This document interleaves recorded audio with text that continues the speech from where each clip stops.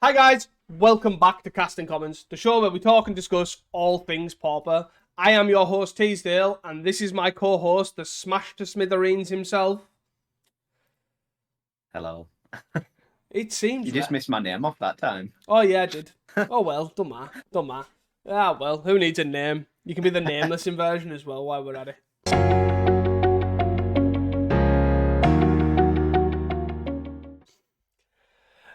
Before we start, please do not forget to hit that like and subscribe button, and also follow wherever you are so you never miss an upload. It also really helps the algorithm and helps with all the exposure and impressions and all that sort of good stuff. So it's a really great way to support us for absolutely free.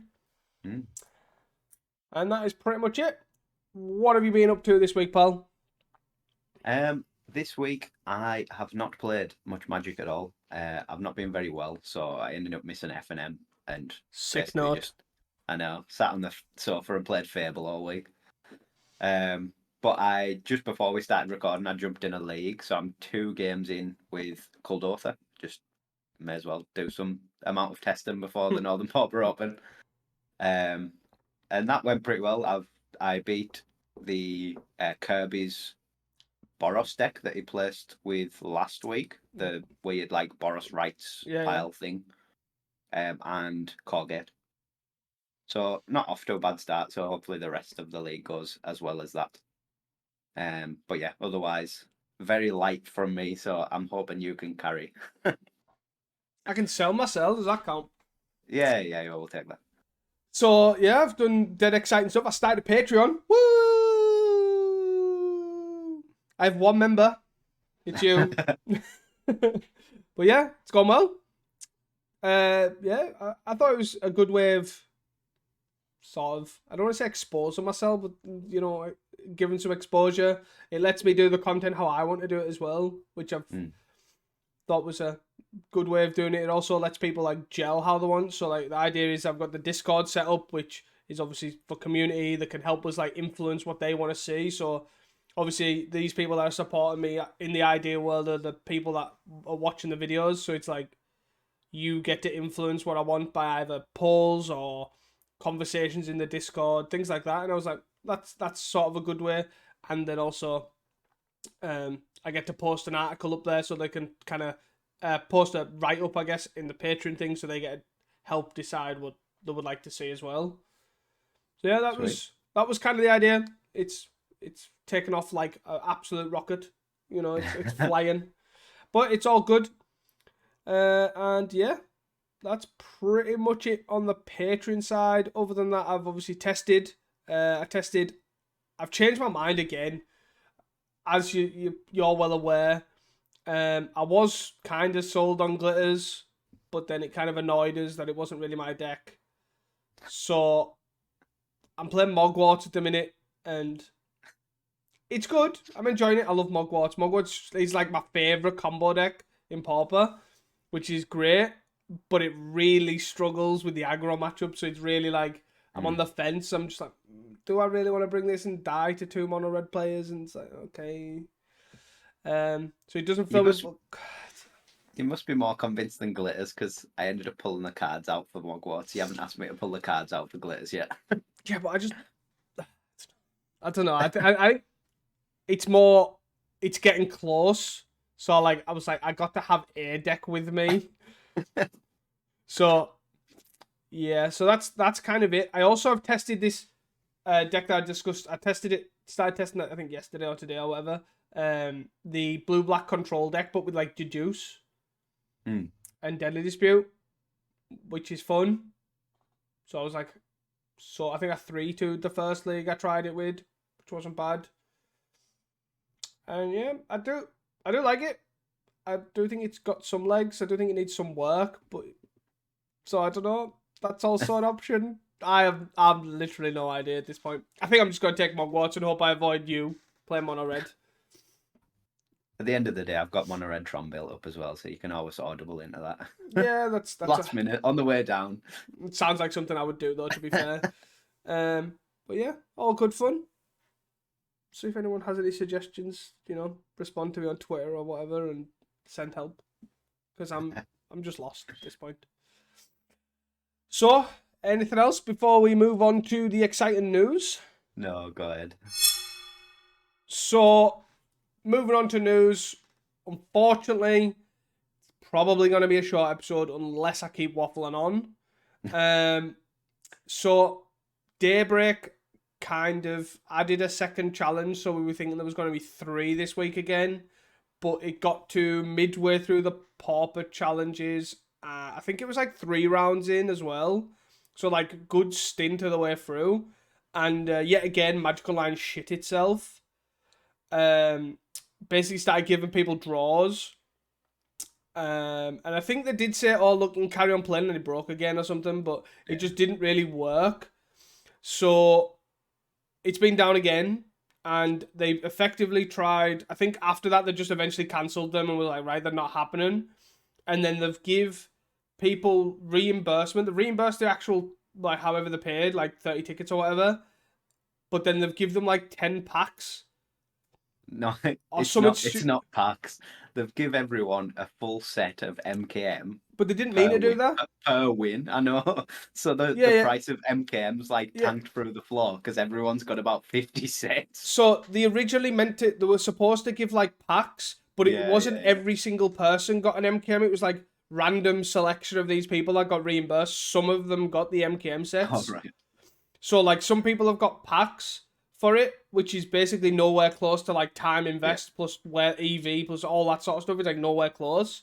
And then they've also give them some people by mistake like X amount of MKM sets, Yeah. which is then obviously tanked MKM's complete set. But it's also like to the point where it got to like go bots and like we're not taking anymore. Like this is not happening, Yeah. and they're now trying to investigate how to fix it. Yeah, I seen. I think it was Andreas Peterson tweeted that basically he'd got an MKM full set of MKM per win, but also for all the draws that it like autoed into, so he Yeah. ended up with like 10 sets of MKM, which are now basically worthless because everyone got so many. So yeah, Yeah. it's a bit of a catastrophe on Magic Online at the moment. But yeah, it seems like odd on many different scenarios to me because they're trying to fix on how the hell they retrieve these sets because obviously they don't want to tank the price of it or they don't want to mess that up. But which is also quite worrying because previously in like other games when they've made mistakes and if people have like had marketplace and stuff, the response to if like you've done something with that product that we want to take back is they'll ban you. So that is how other companies have done it. So let's seriously pray and hope that Daybreak don't just start banning people Yeah. because you've been given a Magic Online set. It was a very weird way to handle it. Like I don't get why. Like surely they could just reimburse everyone and then give everyone a ticket for free entry into a challenge. Yeah. It's like, well, you've got your money back and your next challenge is free. Like I don't think anyone's gonna complain, and it doesn't No. like destroy the whole economy by accident. Yeah, and then I guess that kind of leads us on to like the whole situation as a whole. Because to me, obviously, since Daybreak took over, they've done a lot of really good things, like the communication's better and all this sort of stuff. But it seems at the minute it's at the cost of like stability. Not only just stability of the actual client, but stability of like the ecosystem of the whole game. Like they've obviously pumped prizes into is it a limited 64s or whatever it is. So chests have plummeted in price. Like they're now not like 2.3, like 2 tickets or whatever it is per chest. So they've plummeted. Obviously, it's crashed that many times that you've got that much free shit that everything else is worthless. And it's like, how far do you go down the line of what the hell's going? Like, it's almost like a joke at this point. Like, I don't know if I would have said it was a joke, but yeah, it's like, it definitely feels like it needs maybe a bit more delicate handling. Like obviously it's a pretty old program at this point. And you are right, since Daybreak's taken over, there's been a lot more obvious crashes and errors. Like leagues have been reset multiple times, and obviously this is the biggest one with the Pauper challenges and other challenges going down. And yeah, I think just the compensation just needs a bit of tweaking as well, and just a bit more maybe tiptoe around things rather than just slam loads of stuff down.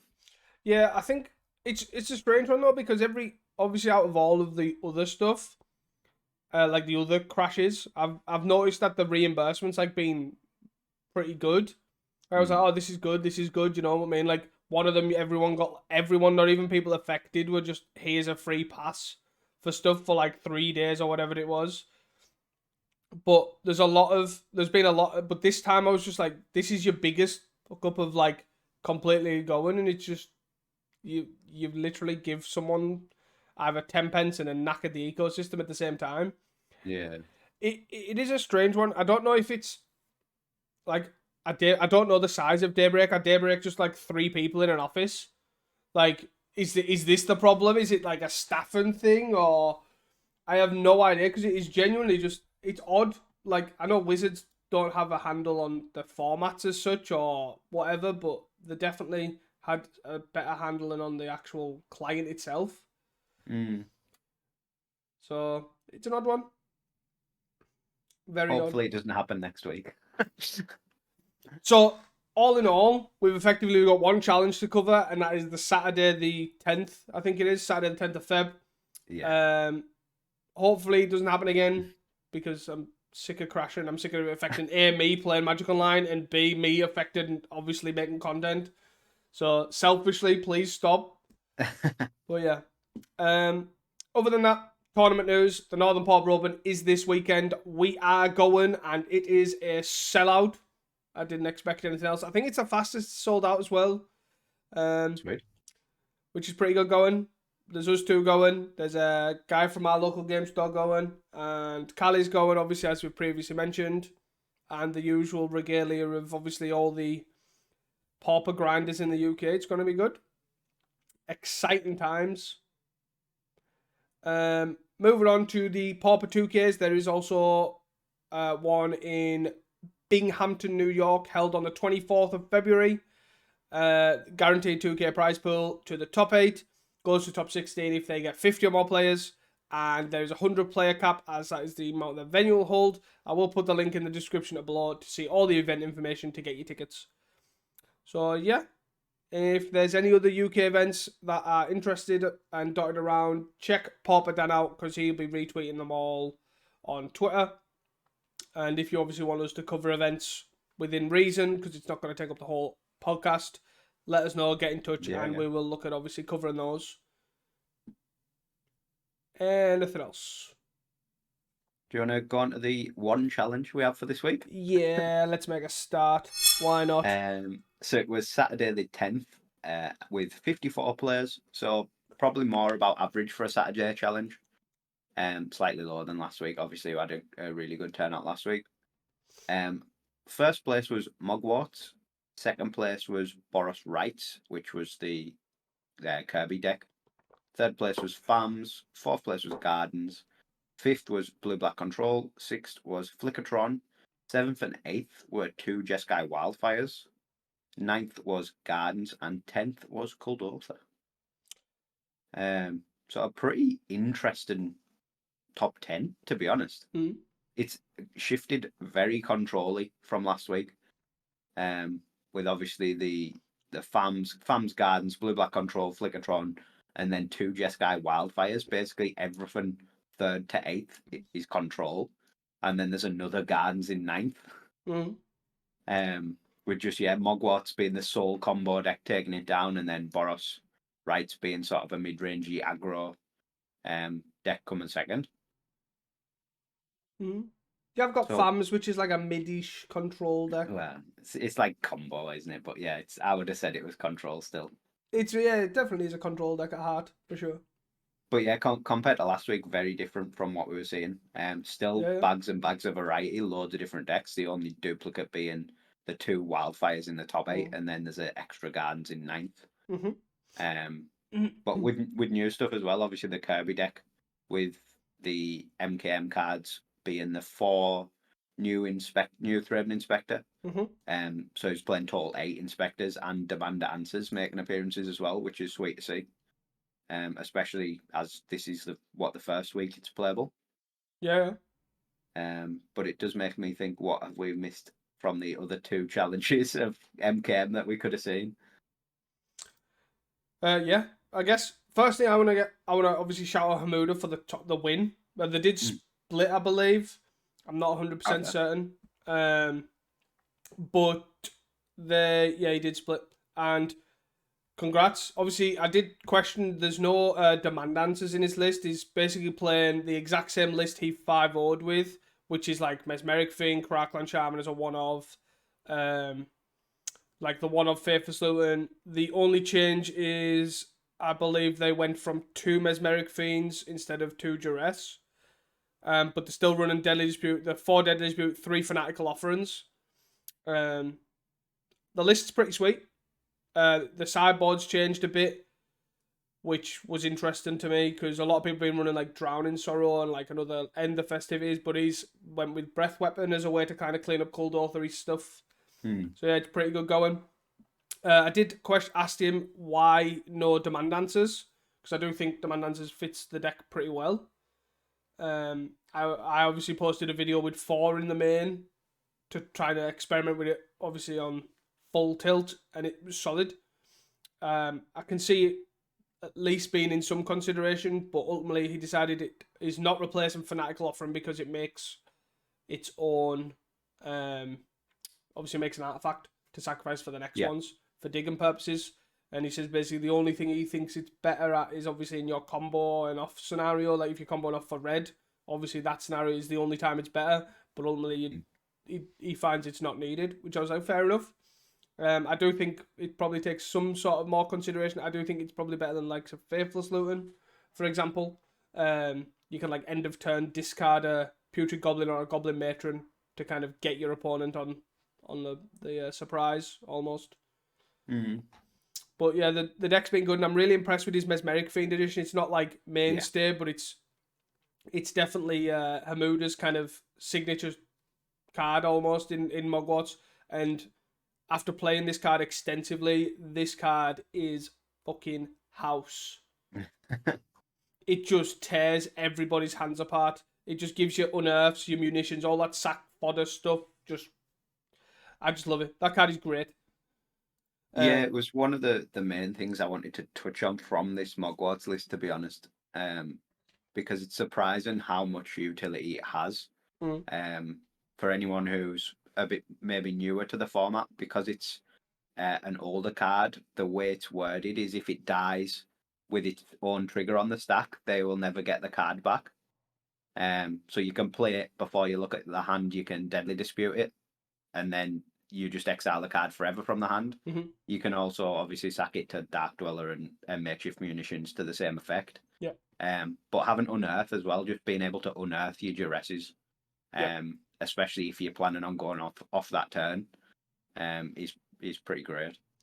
Yeah, I've found myself like fiending and then doing something along the lines to get rid of it, as you say, munitions or Dark Dweller or even Deadly Dispute, as you say, and then unearth it. And you don't even have to sack it again. Like, usually hitting permanently exiling their best card, then exiling a card in their hand usually basically means it'll just sit there, and that's good enough.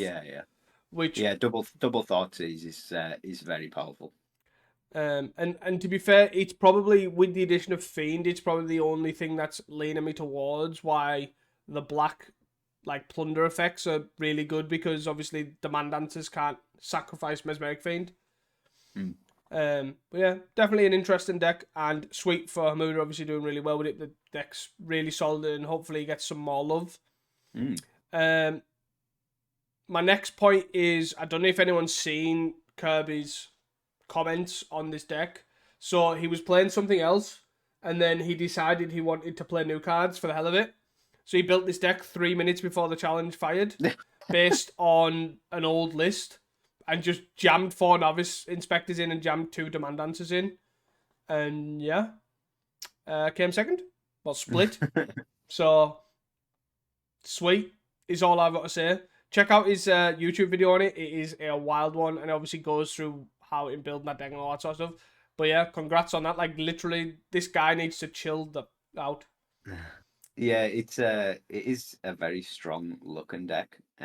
Obviously we had that meme a while ago that Ullman basically said Threaten Inspector was the best card in Pauper. And now you can play 8 of them. So surely 8's better than 4. And it just does a lot. 1-2 is like really relevant stats on turn one. Yeah, it's a pretty legit deck. Yeah, for sure.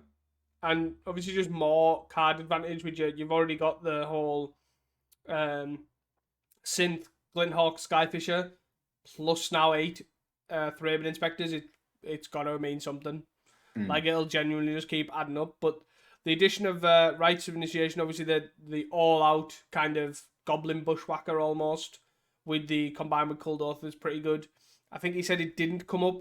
It wasn't really relevant, but the card is pretty strong, especially when the cards are down.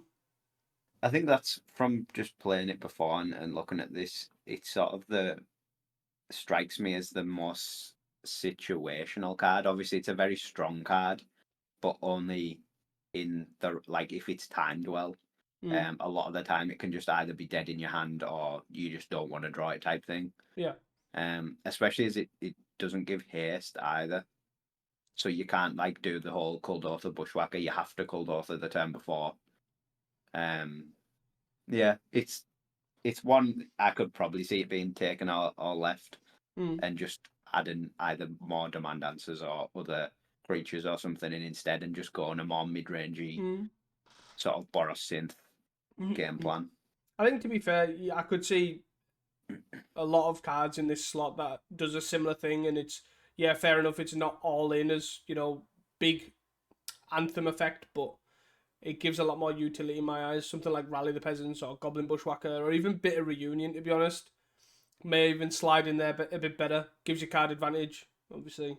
Gives them haste. But yeah, Right is very all in to me, and definitely is the card that stands out the most. And yeah, after that, pretty much the only thing I've got to actually mention about the sort of deck is obviously, as you say, we've already touched on, is that it's really controlling more than usual. Yeah. Even looking through the challenges as well, like the whole data, which we'll kind of touch on as well, that it's very, very controlling. For example, to be fair, you've still got if we want to dive into the percentages, I guess. Yeah, go for it. The most played deck was Cold Author Red at 9 pilots, which is 16.5%, 17% of the metagame. Slowly, but a little bit behind of Golgari Gardens, which obviously has 13% at 7 pilots. Then after that, the next deck is Glitters with 6 pilots at 11% of the metagame, and those are effectively the top 3, right? After that, yeah. You're tied with 4 pilots with Wildfire and 4 pilots with Fear at 7.5% each, and then you kind of go to 3s, 2s, and 1s. Which to me is really interesting in general, because obviously if those are your main decks, you have basically 1 Cold Author Red in the top 10, obviously 2 in the top 16, I think it was. You got really high conversion rate for Jeskai Wildfire with 3 pilots in the top 16, 3 Golgari Gardens in the top 16 as well.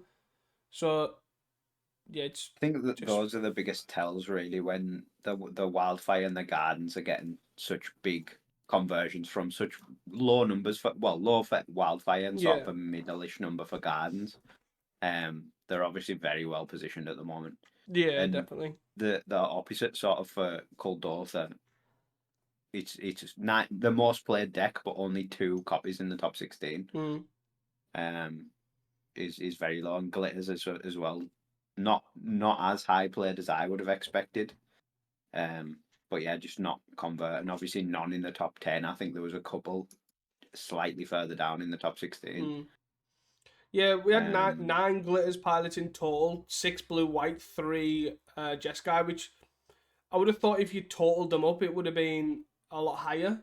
To be fair, I would have thought it would be pretty similar in numbers. Like I was thinking maybe 5 each or something, or 6 each or something. But no, it's definitely a lot lower than I thought. I also did notice that Grixis Affinity as well had low pilots, but also did really badly.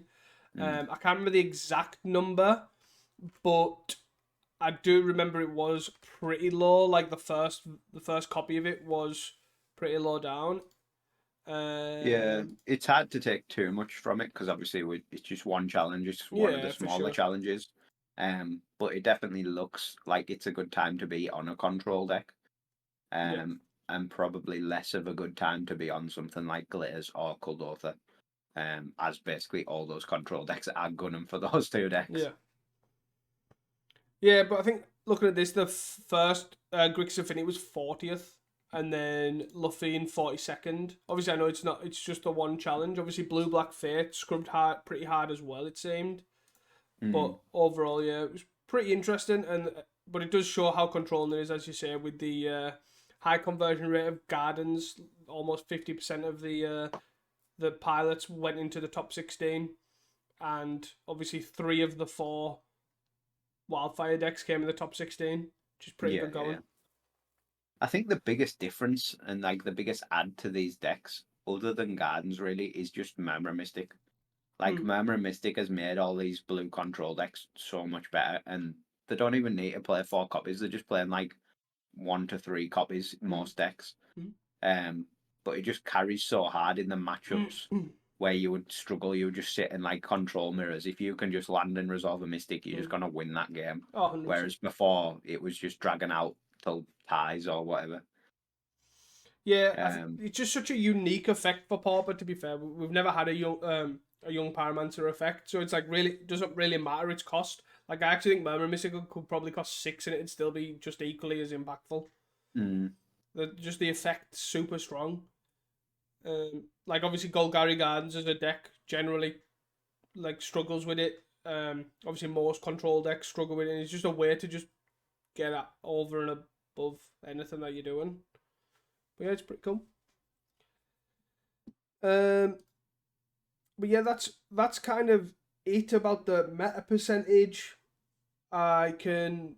I don't even know if I want to post this little fancy graph that I made, but I don't know. But yeah, yeah, but pretty cool. See, can you uh, tell we're struggling for content this week? to be fair, it's not even like having this in as a whole isn't the worst. Just to even refer to for us, Yeah, it's pretty cool. But I don't think we need to go into detail on like conversion rates. But it's no. definitely interesting for me to see, especially how many pilots ended up.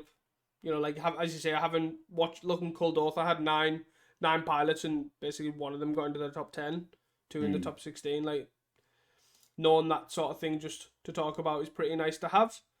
Um, do you want to touch on a couple of decks further down that are fairly interesting, or Yeah, yeah, go for it. yeah? So the two that I seen that were pretty spicy, were mainly due to new cards from MKM, which I was expecting to see sort of in leagues and maybe a little bit here and there, but not week one for sure. Kind of makes me feel like, as you said before we started, that we've kind of been robbed of Sunday's challenges if Yeah. these are this interesting. Um, First one is by Paulo Cabrel. Usually the mono red grinder, right? We was for quite a while. He was the guy on the tear for mono red, I believe. But he's on 34th place with Tylus Tribe, with mainly with 4 escape tunnels. Mm. Um, this is kind of the deck that a lot of people thought escape tunnel just slides right in, and it's probably the only place it'll see play. Um, but here we are performing. No wedding invitations by the looks of it, using Shadow Rift as a way to kind of additional way along with Escape Tunnel. Yeah, I think that's the sort of the biggest gain for Tribe is that you can cut the 4 wedding invitations for 4 lands, so you essentially just get 3 slots in your deck. Like they're playing Evolving Wilds anyways. Yeah.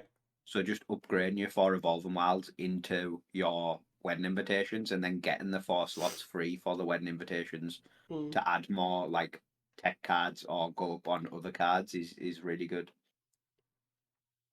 It's yeah, it's really the type of card that these type of decks need to try and bump them up a bit, really.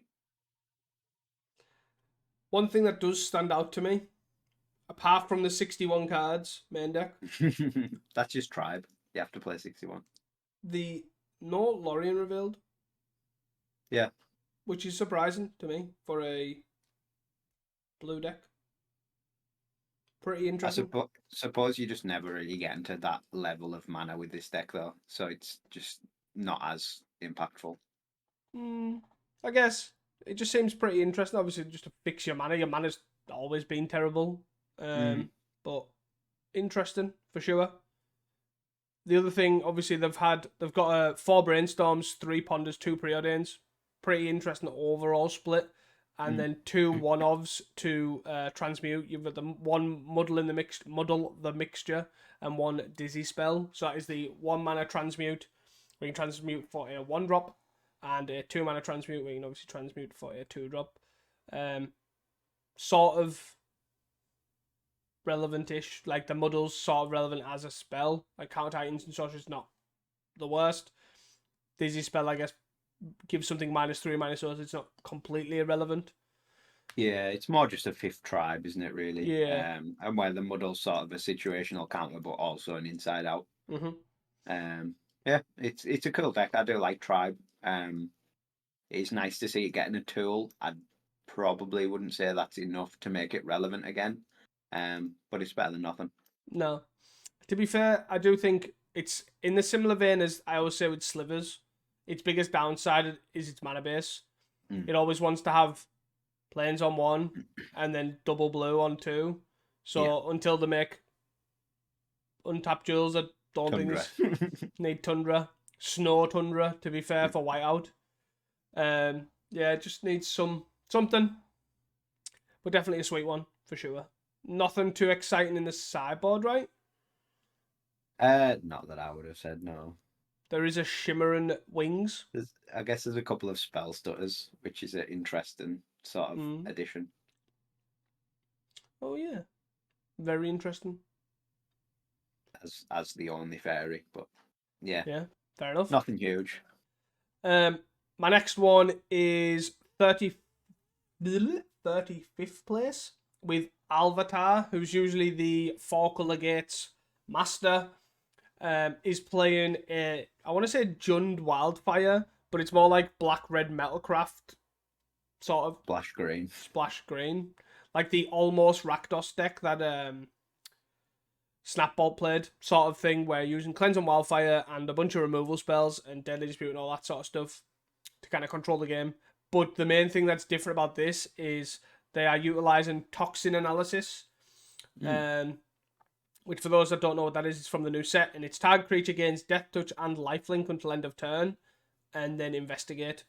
But then it utilizes 3 Crypt Rats and 3 Crackland Shamans to basically give you Crypt Rats or Crackland Shamans Death Touch, so you only have to do it for 1, and gain a bunch of life in the long run as well. Yeah, it is a really cool piece of tech. Again, it's a pretty weak card by itself, but when you combine it with Crypt Rats or with Crackland Shaman, it's really strong. And the fact that it does just investigate, like worst case, you're getting a redraw out of it at some point. Sort of makes it sort of not a bad include. Like there's cards that you could have done this with before. But they are really bad. Where this is sort of passable on its own. But yeah, interesting to see sort of the Jundish Wildfire shell come back. Obviously, the green's basically free because you're wanting to play a bunch of bridges anyway. Obviously, you've got 4 red black, but then you may as well play the black green and the red green. The only green cards I think is playing is a Troublemaker Oof in the main and a couple more in the side with an Ancient Grudge flashback. So it is really, really light touch on the green. But it's free. I guess as well, the interesting thing that I find usually on these sort of decks, when I played them pre-MKM, you generally ran like Weather the Storm and things to obviously gain life to get back into it. But obviously Toxin Analysis given lifelink obviously just makes that not really an issue. Surprising that this is obviously the first one that draws a card. As you've said, there has been other effects, like the main one I think before this was it Shelob's Ambush from Lord of the Rings. Give like +1/+2 and Death Touch, and then create a food, which I've seen people play, obviously in like a foodie gardens deck, almost using it with Crypt Rats. But yeah, this one's obviously above and beyond. It's not a bad card in itself. It investigates which is a draw a card if you don't have a Deadly Dispute, or it's also an artifact to sack 2 Deadly Dispute, worst case scenario. Yeah, I think that's sort of one of the secrets is the artifact itself is quite relevant, especially with Crackland Shaman. You can play this on your Crackland Shaman, get a clue, then sack the clue to the Crackland Shaman. So it feeds itself. Yeah, and then if they've got a Cold Author, you kill your Shaman and 3 guys, gain 4 life, clear the board. Yeah. And it's only cost you essentially a card and a half. Yeah, it's a pretty interesting take, to be fair. And then the only thing that surprised me is it's round off with Bleak Cove and Vampires as the 4/3 that loses 4 in game 4 if you have Metalcraft, which is fine. It's a fine card. I personally think the Vampire Sovereign's probably better. This one's obviously a lot more aggressively slanted. Secondly, I probably think you should just put Avenging Hunter in this deck and it'll be infinitely better instead of Bleak Coven, but you're already playing green. But other than that, the deck is pretty sweet. It's very Gardens-esque, so I'm very much drawn to this already. And it's definitely a sweet take on the deck. Yeah, it does end up being quite different to the Jund Wildfires that we used to see like a few years ago. It goes a lot smaller. Like they obviously used to ramp up and play the Cascade Dinosaur and Boredom Pie and stuff like that. Where this is like the 3 Bleak Coven is the most expensive card by far. Basically, everything else costs 2. So yeah, it is an interesting take on it. The Wildfire sort of is just more of a freebie value card than a ramp piece because you don't really need to ramp. I think, to be fair, this is where I've found they're the best. Is that sort of thing is like Mardu Synth, for example, like Wildfire decks are generally better when you don't need it. Like Jeskai Wildfire use it as more colour fixing, I find, than anything else. I think that probably was the downfall of the old Jund Wildfires. If you didn't have Wildfire on 2, you were just behind so much. Yeah. Where this is, if you don't have it on 2, it doesn't really matter. You're just playing a Wellspring or Deadly Dispute and something or something.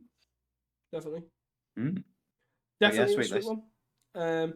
There is also dotted up and down. There's quite a few random cards, like MKM cards that are seen play. There's the odd Escape Tunnel in Blue-Black Fairies.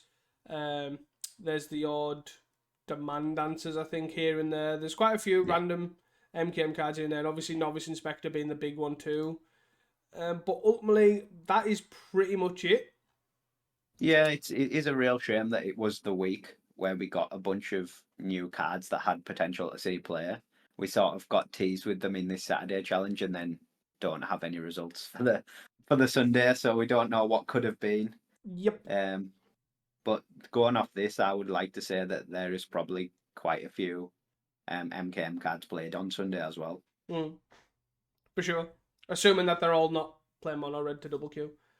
Yeah, well, yeah, true. Would you like to move on? I guess just before we. Yeah. So obviously we'll just kind of wrap this up, I guess. So the shout outs. Obviously we've got congrats to the Grinders, congrats to Hamuda for the win, congrats to Kirby, obviously, for the 3-minute dot deck. That's pretty much it. Obviously, Weber did play in the challenge, didn't do very well. It's because you decided to play fairies again. I don't know how many times I need to tell you, stop doing that. Congrats to all the other grinders as well that kind of made an appearance in the challenge. And unfortunately, I do apologise. I don't know why I'm apologising on behalf of Daybreak for the Sunday challenge not working. Sort yourselves out. And I guess moving on to the hot takes, effectively, I don't know if you want to touch on this before you round up about your MKME one. Yeah, obviously our hot takes from last week, we may as well go over them now, but I think we're just going to carry them over to next week as well, because we didn't really get that many results to go over. So my first one was that we would see low numbers of MKM cards, if any, in the top 8s. Obviously this is probably not going to be true, but yeah, we'll carry that over for next week. And my second one was that Dredge will top 8. It might have top 8'd on the Sunday. We never know. So we'll carry that over to next week as well. And then obviously my first one was based on the double Q Sundays, was where I was hoping to cash this in at, which was a full aggro top 8 next week. So that obviously we'll carry that over. It may happen next week, who knows. And My last one was that Demand Dancers will be the only card seen play from the MKM next week's top 16. We got it in Boros Rights, but we also got the new Thraben Inspector. If someone did just replace 4 Thraben Inspectors with 4 Novice Inspectors, I wouldn't have counted that, but obviously we had 8 Inspector control-y aggro mid-range 3-minute dot deck off Kirby. So Yeah, to be fair, there was a couple of Boros decks further down as well that ran 8 Inspectors.